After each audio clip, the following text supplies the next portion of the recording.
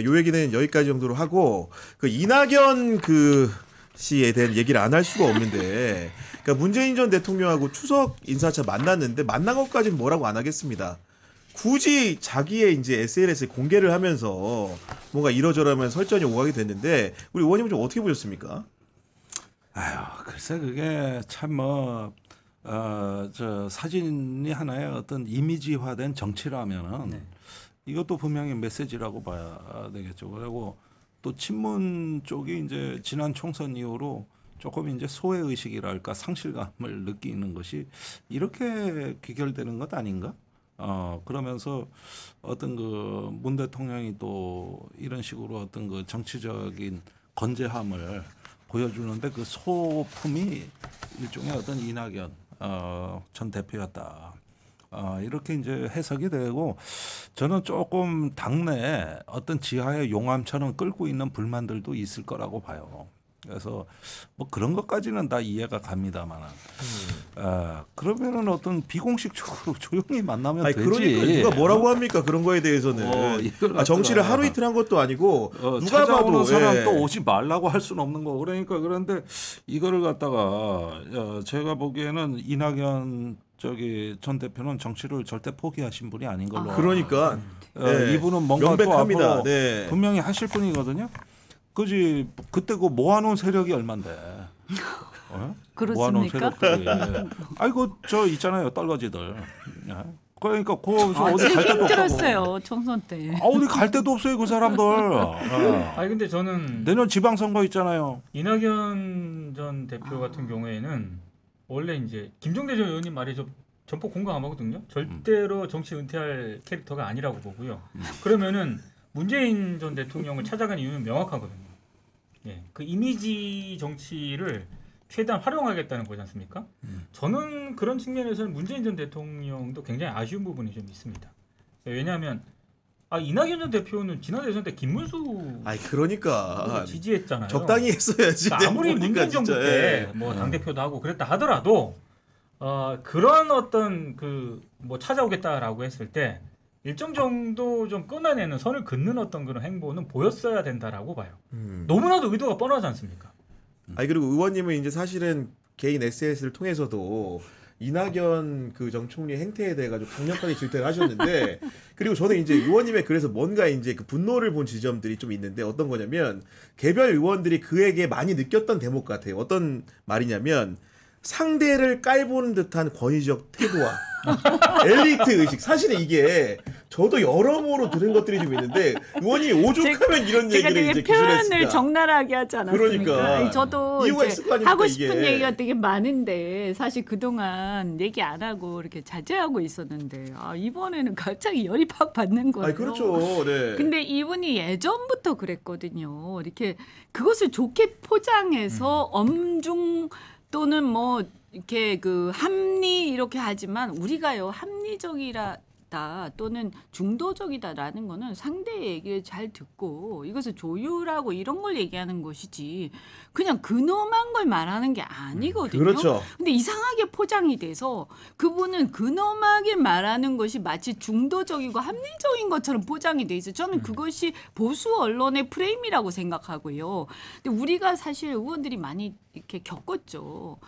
굉장히 이렇게 권위적이세요 태도가. 네. 예를 들면 선수 구분도 명확하게 하는 거 예를 들면 그놈아죠. 그러니까 이런 거예요. 너는 한참 그러니까 이번에 나경원 의원이 뭐 조선 주제 뭐 이런 얘기 했잖아. 비슷한 얘기 했습니다. 약간 그런 법사위에서. 느낌. 네. 나는 이렇게 말하자면 또 학벌 이런 것도 이제 굉장히 그렇고 어쨌든 또 도지사도 하고 뭐 이렇게 굉장히 위에서 근엄하게 그죠? 저는 그것이 근엄한 것이 중도적이고 합리적인 건 결코 아니다라는 것을 다시 한번 제가 확인하고 근데 이분이 그런 태도가 몸에 배어 있었는데 저는 사실 옛날부터 저기 총리 될 때부터 제가 시비를 많이 걸었어요. 왜냐하면 그렇게 근엄하면서 권위적인 사람이 무슨 호남 총리라고 하는 걸 자기가 호남 출신이라는 것만 가지고 호남 총리 그런 호남 정신을 이렇게 우습게 생각하는 거야. 저는 그런 생각도 들었었고 그래서 그 당시에 반대도 했었고 반대해가지고 몰매 많이 맞았습니다. 그 당시에 열렬 지지자들한테. 그러니까요. 네. 근데 제가 그것도 그렇지만 그럼 좋다. 어쨌든 만약에 합리적이라면 자기가 어쨌든 총리로 있었잖아요. 그러면 총리라는 것은 뭡니까? 내치. 그러니까 내치에 대해서 상당한 책임이 있는 사람인데요. 그 당시 자기가 모시던 대통령이 뭔가 이렇게 여러 가지 정책을 펴는 데 있어서 좀 부적절하거나 이렇게 민심하고 좀 괴리되는 부분들이 있으면 정말 진정성이 있으면 정말 합리적인 사람이면 저는 어쨌든 지적하고 토론했었어야 된다. 근데 이분은요. 아무것도 하지 않으셨어요. 그냥 이미지 정치만 계속하면서 근엄하게 계셨거든요. 그래서 결과적으로 저는 어떻게 보면 이분은 상당히 또 무능한 분이다. 그래서 평가는 끝났다. 근데 더 나가서 거기까지도 제가 아무 말도 안 했어요. 근데 이분이 그 대선 때 지난 대선 때 어쨌거나 이 사법 리스크를 말하자면 어떤 그 원흉이라고 말해야 되나요? 그 사법 리스크가 그래서 백업을 했던 예를 그렇죠. 들면 그분 뭐 자신이 얘기한 건 아닐지라도 주변 그분 사람들이든, 주변의 측근들과 그 세력들이 키운 거 아닙니까? 그런데 그 사법 리스크를 거론하면서 이번 대선 끝나고도 국가 리스크 어쩌고 저쩌고 하면서 또 시비를 걸었잖아요. 그래서 아니 그 사법 리스크 누가 이렇게 빌드업한 건데 어느 세력이 빌드업한 건데 이렇게 얘기하냐. 정말 낯뜨겁구나 이런 생각이 들었었고 저는 여하튼 제일 큰 문제는 뭐냐. 다 떠나서 그 내란 쿠데타 그죠? 쿠데타라는 것은 좌우를 떠나서요. 전혀 이것은 이 어떤 재론의 여지가 없는 거 아닙니까? 그런데 그 쿠데타의 동조 세력이었던 김문수 이번 선거가 그냥 대선이 아니지 않습니까? 본인이 개인적으로 누구를 더 좋아하고 친하다고 해서 그쪽을 지지해도 되는 선거가 아니에요. 이번 선거는 이재명 대통령에 대해서 그분이 비록 뭐 별로 개인적으로 좋아하지 않는다 하더라도 사실은 이 전선이 분명했거든요. 내란 동조냐 아니면 내란 이제 그것을 극복이냐. 그런데 이분은 내란 동조에 서신 거 아닙니까? 그래서 사실 저는 더 이상 얘기할 필요가 없다. 근데 갑자기 또 나와가지고 왜 또 여기에서 문재인 대통령을 만나셔가지고 또 그것을 뭐 근데 이제 추석 다 돼가니까 인사는 하러 갈 수 있다고 생각해요. 근데 그 사진을 온 사방에 퍼뜨리면서 이게 뭐지? 이런 거죠. 이미 다 그 효과를 예단이 가능함에도 불구하고 그런 거고, 전 이분이 사실은 이제 떠오른 이제 대선 주자로 부상하게 된 계기들을 보면은 이분이 물론 이제 행정가로서 면모도 보였고 국회의원도 하셨지만은 무엇보다도 강조점이 뭐였냐면 태도 보수라는 표현을 들고 나온 분이에요. 처음으로. 그러니까 쉽게 얘기해서 이명박한테 정권을 빼앗기고 박근혜한테도 정권을 빼앗기니까 쉽게 얘기해서 진보는 싸가지가 없다. 막말이나 거친 태도 이런 게 문제다 그러면서 우리가 극단적으로 싫어하는 사람이 있기 때문에 우리가 태도 보수라는 게 굉장히 중요하다. 실제로 문재인 전 대통령이 이 사람을 중용을 할 때도 그런 신중함, 아까 나쁘게 얘기하면 근엄함, 그렇죠. 이런 거를 보고 이제 그 선택한 측면이 없지 않거든요. 근데 지금도 보면 이 그 태도 보수라는 표현을 갖고 뭔가 정치를 계속 하는데 그 본인이 제시한 그런 아젠다가 점점 유효하지 않은 세상이 되어가고 있음에도 불구하고 그런 걸 고집하는 이런 부분들이 되게 안타까워요, 의원님. 저는 총리할 때는 인기가 엄청 좋았던 것으로 기억합니다. 당 대표하면서 이제 좀 이상해지기 시작을 했고 그때는 아주 여당에서 거의 아이돌 스타급이었고 항상 대선 차기 조사 여론조사에서 거의 선두를 놓친 적이 없었던 걸로 기억을 하는데 한때 그랬죠. 네. 이게 당 대표로 와가지고 초기까지는 그랬어요. 그래서 우리가 다 그걸 기억하는데 언제부터 좀 이상해졌냐면은 박근혜 사면대론을 꺼내면서부터 주워 담지를 못한 거예요. 나는 그 말을 할 때 뭐 국민통합이나 뭔가 프로그램이 있는 줄 알았는데 보니까 본인도 주워 담지 못할 얘기를 질러버린다. 그래가지고 이게 이때부터 저기 난리가 난 겁니다. 훅 꺼졌죠. 그 예. 인기가. 예. 그렇죠. 그런데 총리 할 때는 대정부 질문할 때 그때 그 새누리당인가 그때 그 의원들 방어를 잘했죠. 그래가지고 우리는 그런 면에서 많이 또 하나의 자산이었다 이런 생각을 했는데 이것이 하나의 어떤 그 저 당 대표라는 실 무대에 올라와서는 형편없이 추락을 해버리니까. 그래서 아 정치의 미천이 생각보다 짧았나 이런 생각이 듭니다. 이분이 DJ 때부터 성장하신 분이거든요. 그렇죠. 그때 이제 제안을 예, 받고 김대중 대통령이 영입한 인사고 그렇게 했을 때 초선 때부터 민주당에서 굉장히 잔뼈가 굵으면서 나름대로 또 하나의 어떤 언론인 출신의 자기류의 정치를 만들어 와서 총리까지 가신 분인데 당 대표라는 자리는 맞지가 않았어요. 그 다음에 지난 총선에서는 거의 코미디였습니다. 그러니까 이준석하고 일주일 만에 붙었다 헤어졌다 붙었다 헤어졌다. 그때는 난 당 이름이 뭐 기억도 안 나 지금. 세 개 당이 합쳤다고.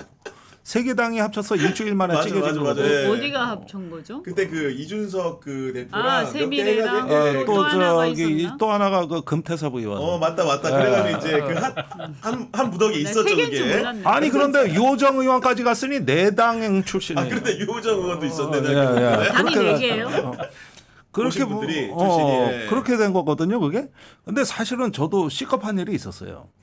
하루는 저기 시흥시장이 우리 저 대학 선배라서 뭐 좀 보니까 좀 공천이 제대로 안 되고 가서 출판기념회 때 위로를 해주러 갔는데 아니 한 300명 청중이 모여 있더라고.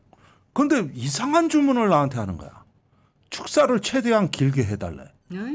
그래서 아니 왜? 보통 짧게 해달라고 그러는데. 저쪽에 300명 해가지고 최대한 길게 해달래. 그래가지고 난 뭣도 모르고 길게 했지. 그래서 축사가 아니라 강연이 됐어요. 그랬는데 그때서야 이유를 안 거야. 아니 이낙연 전 총리가 걸어 들어오고 있더라고. 주변에 쫙 해서 저 올 때까지 네가 시간을 끌어줘야 이거였던 거야. 이용당했네. 그래가지고 올라오더니 김종민 의원 올라오고 뭐 오더니 전부 꽃다발하고 이러고 있는데 나도 엉겹게라 이래. 이게 사진에 찍힌 거야. 그러고 이러고 있었던 거야 내가. 세상에. 나는 그냥 강연하다가 올라서 안녕하세요 그러더니 이랬던 거죠. 사진 찍고 나서 큰일 났다. 이거 어떡하냐 수습하냐 이거를. 난 진짜 그거 몰랐거든. 그래가지고 한동안 그거 수습하느라고 혼났다고. 근데 생각해 보니까 김문수 후보 지지 그 유세했을 때도 이낙연 전 대표가 그러니까 마이크 잡고 말 많이 하다가 독점까지 심했죠. 그 밑에 네. 김문수 후보 지지자들로부터 막 야유받고 막. 아니 그리고 이분이 그러니까 네. 이게 그날이 발대식 하는 날이었던 거야. 어허. 시흥시장 그게 출판 기념이라고 말은 돼 있는데 뭐 새로운 근데- 미래인가 뭔가 해가지고 그리고 이제 며칠 있다가 이준석하고 합친 거거든요. 와 내가 거기에 끼어들었다가 아주 죽는 줄 알았네. 새로운 미래에 그릴 뻔하셨네 보니까. 그게 개혁신당이 그 당시에 이제 새로운 미래하고 이렇게 하게 된 그 뒷 배경에는 아마 제가 알기로는 김종인 이제 그분께서 이렇게 아마 그렇게 주장을 했던 걸로 알고 있고 그런데 이게 아무리 중도도 좋지만 그 당시에 민심의 핵심 뭐냐 반윤이었어요. 윤에 대한 반감이 어마어마했거든요. 그런데 사실 민주당을 그 당시에 이제 이낙연 세력이나 이런 사람들이 좀 싫어했다 치더라도 그건 자기들 개인 감정이지 사실은 그게 민심의 흐름은 아니어서 왜냐하면 민주당은 이 어쨌든 민주당이 이제 얼마나 좋든 아니면 조금 성이 안 차든 이 반윤의 거대한 어떤 물결을 대변할 수 있는 유일한 큰 정당 아닙니까? 그래서 그 당시에 민심은 어쨌든 민주당을 그래도 밀어주자. 그리고 그래서 크게 보면 이제 제3 세력이라도 반윤 비명이지 반명 비윤은 아니거든요. 근데 심지어 반명 뭐 친윤 비슷하게 흘러갔죠. 그러면서 민심을 완전 역행한 거예요. 그러니까 이 어떻게 보면 이준석 같은 경우에는 이낙연하고 손잡으면서 완전히 확 깔아앉은 거죠. 아마 그때쯤 확 깔아앉고 그 흐름이 그 어떤 이게 충족되지 않으니까 민주당을 아주 열려 지지하지는 않지만 반윤이 확실한 사람들 이 층들이 갈 곳이 없어지면서 그때 등장한 정당이 이제 조국혁신당이었던 거죠. 그래서 그 구도가 되게 중요했는데 이낙연하고 손잡은 이제 당들은 다 망한 거예요 그 당시에. 근데 저는 아까 그 태도 보수 이게 진짜 할 말이 많아요. 아니 태도 보수라는 게 근엄한 건가? 아니죠. 저는 아니 진짜 자꾸 누가 중도 얘기하고 뭐 온건 얘기하고 태도 보수 얘기하고 사실 제가 진짜 중도에 가까운 사람인데요. 이게 중도라는 균형이지 이게 태도 그게 근엄하고 무슨 엉거주춤하고 정의롭지 않은 게 아니에요. 오히려 우리나라의 중도들은요, 되게 엘리트들이 많습니다. 그리고 의사 결정을 정확히 내려. 그렇습니다. 그래서 정의롭지 않은 것을 가장 못 참는 게 중도들이에요. 그래서 그 사람들은요, 이 정의롭지 않고 합리적이지 않은 것에 대해서 매우 어떻게 보면 굉장히 그 신랄하게 비판하는 층들이고, 다만 그것이 어느 쪽에 이렇게 진영에 매몰돼 있지 않다. 그것만 있는 것이지 더 까다로운 사람들인데 이걸 엉거주춤하니 하면서 정의롭지 않은 것도 그냥 이렇게 그 뭔가 대충 뭉개고 그죠? 정의가 분명히 정의의 답이 있을 때도 그때조차도 온건하게 한다면서 약간 기회주의적으로 나오고 그러면서 겸손하지 않고 태도 보수는 겸손해야 되잖아요. 아니, 그렇죠. 네. 근데 겸손하지도 않고 근엄해. 근엄하고 이렇게 권위적이야. 겸손 이거 힘들다는 얘기 좀 여기서 하면 안 되는데. 그래 죄송합니다. 그래서 농담입니다. 아니 저는 그래서 우리가 이럴 때 한번 진짜 태도 보수가 뭐지? 그리고 중도가 뭐지? 합리적이라는 게 과연 무엇이야? 라는 것에 대해서 저는 생각해봐야 됩니다. 저도 그런 측면에서 이낙연 뭐 총리를 제가 볼 일도 없고 앞으로 이제 뭐 이것저것 조언할 위치도 아니지만 하고 싶은 얘기 뭐냐면은 그분이 상징하는 그게 보면 수첩이란 게 있잖아요. 기자 때부터 정치할 때까지 늘 갖고 다녔다는. 그러면서 심지어는 어떤 얘기까지 만들었냐면은 그 수첩을 오른쪽 그 엉덩이인데다 두다 보니까 뭐 너무 오래 이제 두어서 엉덩이 균형이 무너졌다. 뭐 이런 얘기까지 만들어서 하던데 제 생각으로는 이분이 안 되는 게 아직도 수첩을 쓰기 때문에 그런 것 같아요. 무슨 얘기인지 아시죠? 아니 그것도 그렇지만 어쨌든 이분은 정의롭지 않아요. 그러니까 정의롭지 않다는 것은 저는 정말 그 중도의 정말 심한 중도에서 보면 이분하고 전혀 관계가 없는 거죠. 제가 얘기하는 건 태도 보수를 얘기하니까 하는 얘기였고, 그러니까 중도가 아니라 중독자 같다. 그러니까 적당하게 중도자가 아니라 중독자 같다. 그러니까 중도가 아니라 제가 볼 때는 이런 경우에는 그냥 약간 어떻게 보면 비겁한 경우가 많아요. 그래서 아닌 걸 보면서도 그냥 가만히 있고 이런 분들이 중도라고 포장하는 경우가 굉장히 많습니다. 아니, 솔직히 하나만 좀 이렇게 의원님한테 여쭤보면은 의원들끼리 너무 심하게 아니 오늘 시간 다 갔어. 이제 다 갔는데 마지막 하나만 여쭤보면은 이낙연 전 대표가 워낙 이렇게 이제 우리가 기자들이 알기에도 사실은 동료 의원들한테도 이제 워낙 이렇게 그 뭐라고 해야 될까요? 그 아까 말한 근엄한 태도를 너무 보이다 보니까 주변에 이제 피해자들이 좀 있는데 실제로 이제 335 모이면 그런 얘기 나눌 때 있었습니까 혹시?